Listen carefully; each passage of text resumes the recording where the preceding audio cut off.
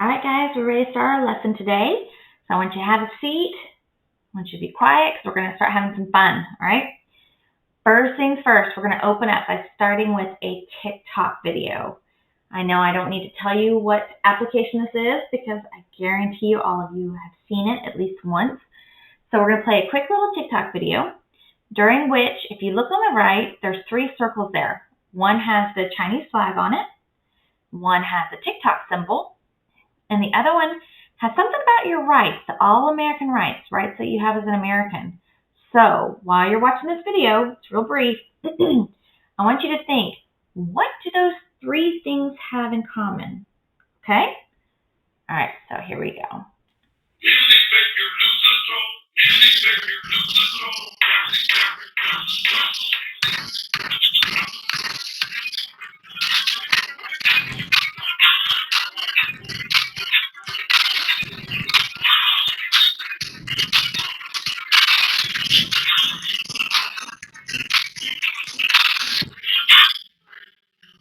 All right, that was it. Okay, does anybody have an idea? Raise your hand if you think you have an idea what those 3 things have in common. Anybody? Anybody have any guesses? Okay, what do you think? That's a good guess, but no. Does anyone else have any guesses? No? Okay, let's go to the next slide. Maybe we can start to figure it out. So here's the question. This is the question of the day. Should TikTok be banned? Okay, that's an interesting question. How does that go back to what we were just watching? So let's think about it. I'm just going to ask the question right out, and I want you to shout out. Do you think TikTok should be banned? Any of you?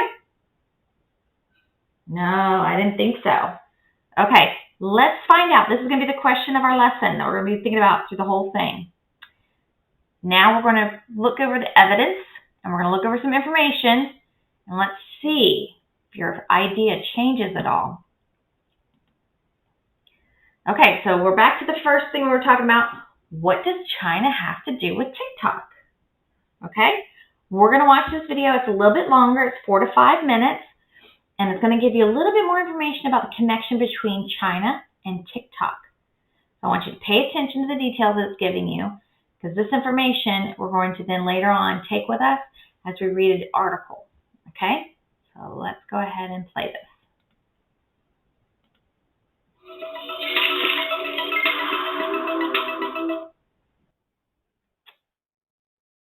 TikTok. An app that's had over 2 billion downloads across 154 countries. The first Chinese social media app to gain big traction outside of China. All right, now that we've finished the video, let's go on to the next slide real quick, okay? All right, so we kind of understand a little bit more now about the Chinese government and their involvement with TikTok, or just China in general. But what we're going to do is each one of you, I just passed out a printout of the news article that we're going to be reviewing from News ELA. You guys know how I love this website. We're going to do a close reading of this. It's called TikTok and Privacy. Would the popular app give your data to China? All right, so what I'm going to do is I'm going to click on this link. You're going to follow along as I read it. So make sure you have a pen or pencil and you have a highlighter. You can pick whatever color you want. Doesn't matter. And remember, we're going to underline what? What are we underlining? That's right, we're underlining words we're familiar with, vocabulary words. Okay? And then what are we going to put a circle around with a question mark? That's right, we're going to put circles around any words that are unfamiliar to us. And later on, we can review that information based on context clues or maybe some root words to try and figure out what that means. And if you still are stumped, you might be able to ask a friend in your group and get some information from there. So we're going to read this together, and we're going to take notes. And I want you to use your highlighter, and you're going to highlight any important information that you think is going to play into this information for you, okay? So let's go ahead and read it. Okay, now that we've finished the article, we're going to go into groups in a minute, and we're going to have a Socratic debate. I know how much you guys enjoy these. So during the debate, we're going to be thinking about Does our government have the right to block TikTok? Now, whether or not they can is one thing, but is it right for them to do it? Do you think it should be banned? Because if we think about it in another way, if they block the app's use in the United States, do you think that maybe later on that opens the door up for them blocking other types of media? Because they can use it by saying that it's a safety concern, they're trying to protect us. And if so, is that going to infringe on other rights of ours? All right, so don't answer me now. Just think about this. I want you to take this with you as we go forward in our debate. We're not going into groups just yet, okay? I want you guys to work together or work independently. I apologize. You're going to work independently at your desk. I want you to take that article. You're going to read it again silently to yourself and review the information, at which time I want you to use a different color highlighter, and I want you to be thinking as you're reading it, what side of the debate you're on. Are you for banning TikTok as you read it and you look at the evidence? Or are you going to be against banning TikTok? Okay? Now, with that second color highlighter, I want you to look for evidence that you didn't originally highlight. Any new information that is going to help back up your claim and back up your position in the debate. Okay? And then, if you can think of any other factors as you're reading it, it might trigger some information, some thoughts. I want you to jot down on the margins, on the side margins, any additional information you can think about that might back up your debate, your position in the debate. Okay? All right, now that you've had some chances to read it over and you've decided which side of the debate you're going to be on, anyone who is for banning TikTok, if you're for it, go to the left side of the room, okay, if you're for it. If you're against banning TikTok, I want you to go to the right side of the room. If you're against it, take your belongings, go to the opposite sides of the room now. Okay, now that you're in your respective places, take your desks and form like little small circles, or in this case it might be a little bit bigger because we have just two main groups.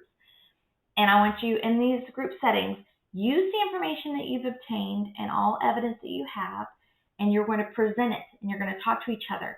Figure out what you think are the strongest points you're going to make, how you're going to be debating it, and then discuss those factors that you may have thought about while you're reading it that might be really persuasive in your argument, okay? All right, I'm going to give you some time to discuss it, look things over, and then we're going to begin our debate.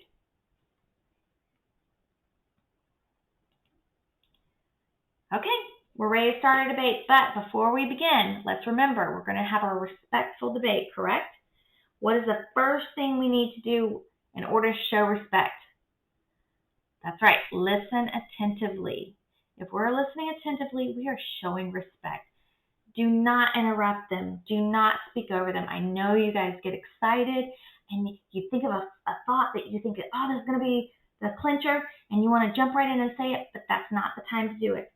Let them form all their complete thoughts, let them finish their sentences, and then it's going to be your turn. And I expect them to do the same for you and show you the same respect. Our language should also be appropriate. And by language, I mean, we're not going to say, oh, that was stupid. Why did you say that? That was lame. We're not saying stuff like that, okay? Also, make sure that as you're doing the debate, you're using the evidence that we just went over out of the material. That's going to be your backing for your position of the debate. So this is going to be how you're to persuade people, is with the facts that you found in the article. And when we're doing our debate, the words that you can use, we remember, I respect what you're saying, but I value your input, but I disagree because your points are interesting, however, and thank you for your perspective, but I think, okay, I want you to be respectful, use your words, be thoughtful and smart in how you're approaching this, okay? All right, so we're ready to start our debate. I'm going to put the timer on. We're going to have 15 minutes for a debate. Doesn't sound like a long time, but it is. So we're going to do our debate, and then afterwards we're going to talk about it. Now remember, just because you're on either side currently of the debate, as people present new evidence to you, it can change your opinion or your thoughts. You're allowed to switch sides of the room at that time, but make sure you're making an informed decision, okay? All right, so let me go ahead and start the timer. All right, starts now. Let's go.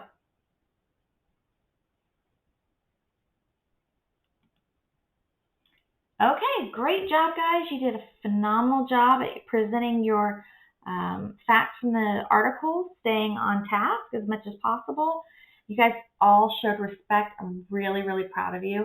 It was an impressive debate. You guys had some really good, clear thoughts.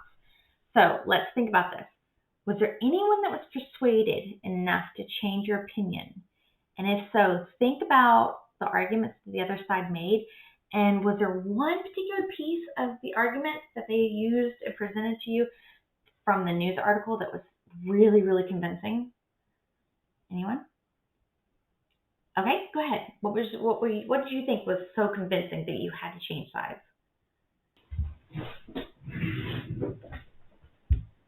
I agree with you. That was a really, really convincing argument. I was impressed with that too. Okay, does anyone else have any input? All right, great job. Okay, so let's real quick think. Tomorrow, I know you guys know what that logo is. What does that logo stand for? Yeah, Snapchat. I know you guys know what that is too. Tomorrow, we're going to be talking about Snapchat.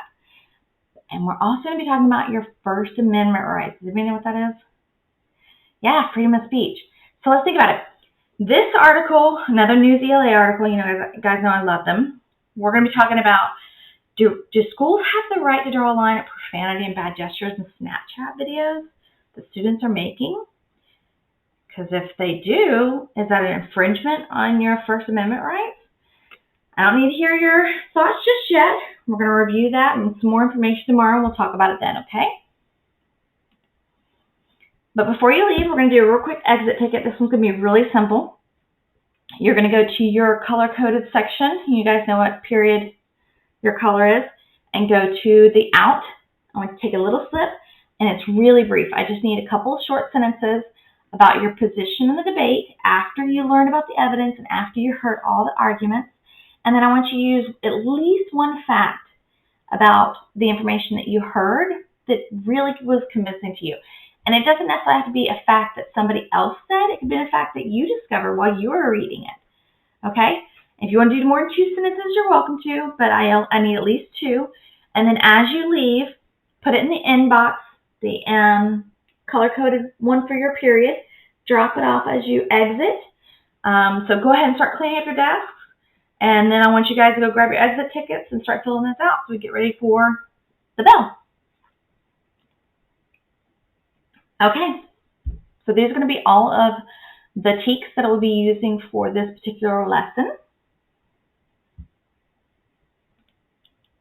And these are the instructions that are laid out for the teacher, in which she or he begins with the anticipatory set of the TikTok clip, just to get the kids engaged and get them excited about what they're going to be talking about.